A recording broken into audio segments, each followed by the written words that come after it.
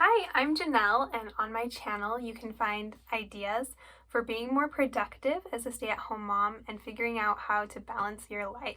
And today I'm going to tell you how you can get a good 45 minutes to yourself so that you can get a few more things done. I have always loved my kids' nap time.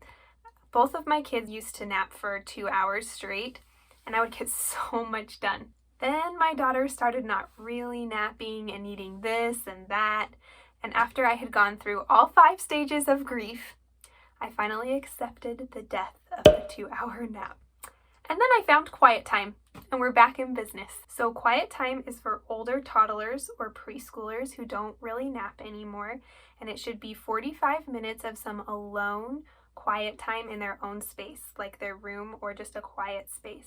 Sounds great, right? Here's the thing. You can't just announce to your toddler one day, okay, we're going to start doing quiet time today, and then take them to their room and shut the door and hope that everything is okay. Unless you have an angel child, they are not going to be okay with that. Trust me, I already tried it. So after some trial and error, I have some tips for setting up a successful quiet time routine. It's going to take some extra time and effort up front, but it will be totally worth it. Tip number 1, get some quiet time activities prepared. So we have an activity box, and it's full of a bunch of little bags. And a lot of people will call these busy bags. I will make more videos about these, but here's just some examples of what we have. A little bag of beads that she can string. We've got like Disney magnets, so you get to like dress up the Disney princess. We have a bag of colored pom-poms and papers so that she can sort the pom-poms onto the different papers by color. So it doesn't really matter. You can come up with any activity you want to. The important thing is that these are special activities that they don't usually get to play with. Tip number 2, start out slowly. When you introduce quiet time, you're going to want to make it sound really exciting and fun, and make sure your child knows why it's important. For example, you could say, hey, now that you're a big boy or girl, and you don't really need nap time anymore, we can start doing quiet time. It's a special time just for you in your room. It's important because you need a break and I need a break. Then you can give your child the option of either taking a nap or doing quiet time. Chances are anything that's an alternative to nap time is going to be appealing for them. When your child starts choosing to do quiet time, you're gonna have to begin by doing it with them. At least in my case, my daughter didn't really know how to play by herself for very long until I taught her how to do it. So you might start out by spending the whole 45 minutes of quiet time with your child, but then gradually decrease it by like 5 or 10 minutes. For example, on the second day of doing quiet time, I might play with my child for 40 minutes and then tell her, okay, now you get to play by yourself for a little while. Would you like to play for 5 minutes or 10 minutes? I'll set a timer and come and get you when the time is up. And then see how your child does with that 5 or 10 minutes and go from there. Eventually, they should be able to go about 45 minutes. Over 45 minutes is probably a little bit too long for a toddler or preschooler. Tip number 3, I think, is probably the most important. Give it some structure. I had a lot more success getting my daughter to stay in her room when I kind of told her what to do. This is probably the teacher in me, but I would take like 5 to 7 of those activity bags and make her a little rotation. Before leaving, I would show her how to do each of the activities and which one to start with and which one to end with. And then I would leave and she would do her activities and she would be so proud of herself. She would be very excited to come and show me that she finished all of her activities. You could also have your child check in after each activity so that you can give them some of that positive feedback more frequently. This seemed to be the biggest factor in getting a successful quiet time. And now my daughter has been doing quiet time for a year or so. I don't have to sit there and explain all the activities to her again. Sometimes I'll just throw some of the activity bags on the floor and let her choose which ones to do. Sometimes she won't touch any of them and she'll just come up with her own pretend games and play independently in her room, and that's great. I actually prefer that because she's being creative. And sometimes she'll do some of the activities or all of the activities, but the point is that the activities are there, so she doesn't really have an excuse that she doesn't have anything to do for quiet time. And in the beginning, I really do think it's helpful as they're learning to play and spend time independently. Okay, tip number 4, it really helps to spend some quality time with your child right before quiet time and right after quiet time. This really helps your child feel loved and valued and ready to have some independent time because those attention needs are already being taken care of right before. I usually spend 10 to 20 minutes reading with my daughter right before she has quiet time. And then after, I might go in there and help her finish her activities or read some more books, or we'll bake something together. Tip number 5 is don't feel guilty about it. It's actually healthy for your child to have that little 45-minute break time to learn how to play independently and to foster creativity and to just kind of wind down from the daily routine and the craziness in the rest of the house. And it's really good for you too to get that break.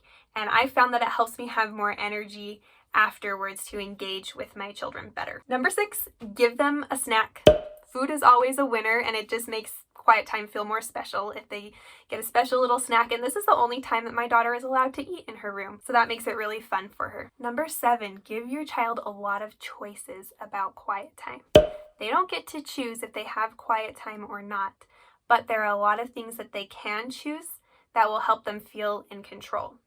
So when my daughter has quiet time, I will say, do you want me to read to you before quiet time? The answer is usually yes. Would you like me to make you a rotation, or do you just want to play by yourself in your room? She usually wants me to make her a rotation. Would you like 5 things or 6 things in your rotation? She usually says 7 things, and I usually say, okay, fine, 7 things. Would you like a snack or no snack? I bet you can guess that she always chooses to have a snack. Would you like to do your quiet time for 40 minutes or 45 minutes? And she usually chooses 40 minutes. I give my daughter the same choices every time, and she chooses the same things every time, but that's okay because they are things that I don't necessarily care about, but they make her feel like she's in control. Okay, tip number 8 is to set a timer. It's nice when you're not the bad guy, but the timer is, when your child wants to be done with quiet time early. So we have an Echo Dot, which my daughter knows how to use. So if she comes down and says she wants to be done, I usually just say, well, go ask Alexa how much time is left. And so she goes and asks Alexa. Alexa tells her how much time is left on her timer. She goes back upstairs and she's just fine for the rest of quiet time. And this kind of leads to tip number 9, which is to be clear and consistent. Make sure that your child knows that they need to stay in their room the whole time, because this is your time that you need to get some things done, and your child needs a break too. Inevitably, especially at the beginning, your child is going to come out of their room and come and find you rather frequently.